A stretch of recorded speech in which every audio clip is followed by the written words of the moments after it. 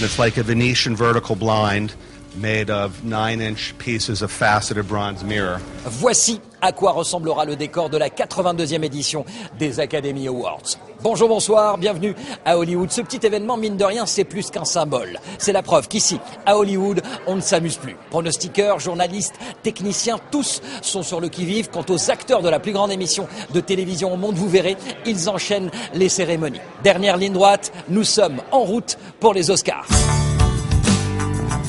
Nous irons aux Directors Guild Awards, indicateur en puissance pour l'Oscar de la meilleure réalisation.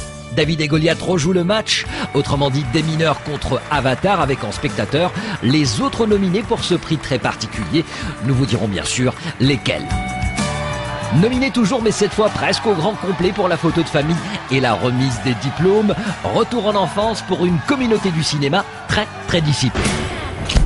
Un prophète sort cette semaine sur les écrans US avec d'excellentes critiques et un très beau buzz pour les Oscars, plus que pour Michael Haneke. D'abord, réaction tout à l'heure de Tahar Rahim et Jacques Audiard. Sortie également de Cop Out, qui deviendra Top Cops, en version française, oui, en français Top Cops, et de Yellow Handkerchief, le mouchoir jaune, avec enfin Kristen Stewart qui fait autre chose que la belle dans Twilight. Well, you can ride with us. Le trio des Oscars, Baldwin, Martin et Shankman, qu'est-ce qui les unit, qu'est-ce qui les sépare, ce sera notre focus de la semaine. Et puis, comme chaque année, nous vous proposerons une incursion dans les coulisses de la cérémonie, de la fabrication de la statue, la vraie, au ravalement de façade de la fausse, non, l'autre, merci, vous aurez déjà l'impression d'y être aux Oscars sur Hollywood Boulevard.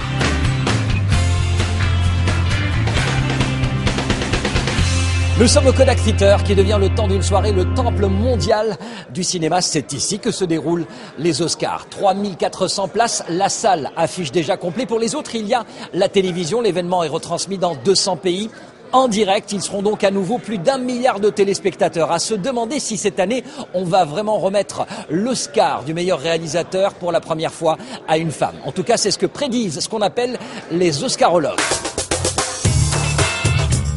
L'Oscarologie, selon Tom Neal, critique de cinéma, ce sont 20 ans de recherche, d'enquête et de probabilité réunis dans un bouquin, sorte de quid qui explique comment les votes des cérémonies fonctionnent.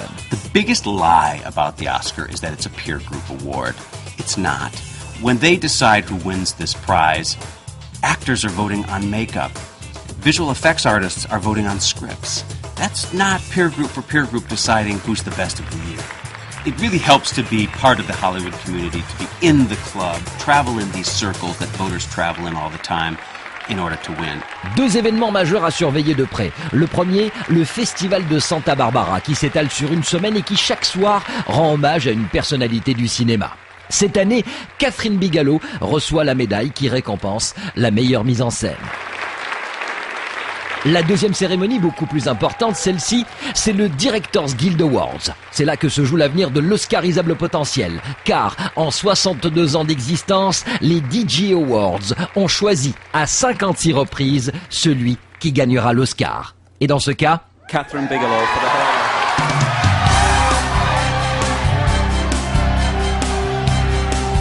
Catherine Bigelow élimine donc son ex-mari, James Cameron, mais aussi Quentin Tarantino, Jason Reitman et Lee Daniels, le metteur en scène de Precious. Même si Bigelow n'aime pas jouer les féministes, elle vient de mettre fin à la suprématie masculine dans ce domaine. I suppose I like to think of myself as a filmmaker, and I think it's truly extraordinary to be honored by this amazing directorial body. And the fact that I don't know how to answer that. James Cameron for Avatar. Catherine Bigelow for The Hurt Locker. Catherine Bigelow aux Oscars, à moins d'une surprise de dernière minute, c'est elle qui devrait repartir avec la statuette. À suivre dans ce Hollywood Live, un déj un peu particulier, celui des nominés aux Oscars. On aura aussi d'autres pronostics pour vous, entre autres les acteurs et puis surtout la catégorie qui nous intéresse, celle du meilleur film étranger. On se retrouve tout à l'heure. Je vous laisse découvrir ce qui sort en salle cette semaine aux États-Unis.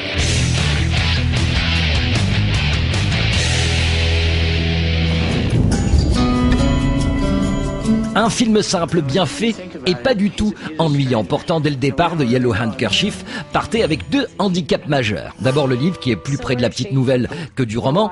Ensuite, le genre road movie qui a été plus qu'utilisé à l'écran. Mais voilà, The Yellow Handkerchief, littéralement le mouchoir jaune, a tout misé sur son casting. William Hurt, magnifique en ex-dollar qui a rendez-vous avec son passé. Kristen Stewart, qui montre qu'elle peut mieux faire que la pépée du vampire dans Twilight. Et la révélation de ce film, le jeune anglais Eddie Redmayne. Yellow Handkerchief est un film sur la solitude. 3 étrangers qui traversent la Louisiane, avec chacun son secret.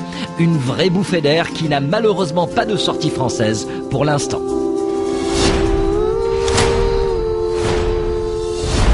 Comédie, body movie, classique, ça s'appelle Top Cops, c'est l'arme fatale en plus loufoque, avec Bruce Willis et Tracy Morgan dans le rôle de 2 flics qui traquent un gangster pour retrouver une carte de baseball très rare. La carte de baseball, pour info, dans la culture américaine, c'est un peu comme les autocollants des joueurs de foot, sauf que dans certains cas, cela peut valoir plusieurs millions d'euros. Bruce, c'est Mel Gibson sans les cheveux, Tracy Morgan, c'est Danny Glover en plus déjanté, et pour bien formater le scénario, Sean William Scott vient leur prêter main forte, comme le fait Joe Pesci dans la franchise L'arme fatale. À une différence près, il n'y aura certainement pas de Top Cops numéro 2. Cop out. No. Mm-mm. Mm-mm. No. No. No. No. No. No. Hell no. Enfin, dès cette semaine, les Américains peuvent découvrir en salle le film dont parle toute la critique US. On chuchote Oscar autour du film d'Audiard et les agents hollywoodiens regardent de plus près ce Tahar Rahim qu'on compare déjà à un jeune Pacino. Et l'acteur dans tout cela ? Je pense que ça sert plus à la visibilité du film, donc par conséquent moi aussi. Mais moi je prends plus ça comme des plaisirs, quoi. C'est-à-dire que je me pose pas de questions, pas de prix aussi ou ça. T'as un prix, t'es content. Tu prends, t'en as pas, t'es content, t'es là, tu prends. Donc voilà, c'est tout bénef pour moi. Sensationnel, chef-d'œuvre, plus fort que Scarface, de loin le meilleur film du Festival de Cannes, sous-entendu, oubliez le ruban blanc, partout où passe le prophète, il laisse des adeptes. Je serais très, très touché, très reconnaissant, mais c'est pareil, c'est des choses, je les laisse venir, j'ai pas envie de me préparer pour avoir la surprise éventuellement. C'est agréable d'avoir des surprises. From Israel, Ajami. From Argentina, El Secreto de sus Ojos. From Peru, The Milk of Sorrow.